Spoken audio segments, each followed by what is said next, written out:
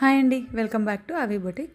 Last వీడియోలో పెళ్లి కూతురుది half sari చూసారు కదా. ఇది వచ్చేసి తోటి పెళ్లి కూతురుది అనమాట. తనది కూడా హాఫ్ శారీయే. హాఫ్ శారీ కాదు, సారీ, ఇది వచ్చేసి లెహంగా. ఇలా కంప్లీట్గా ఐరన్ ప్లేట్స్ ఇచ్చేసాము. మొత్తం శారీ అంతా యూజ్ చేసేసాము. అండ్ దీనికి కూడా కంప్యూటర్ వర్క్ వేసేసాము అనమాట. పెప్లం టాప్ ఇది.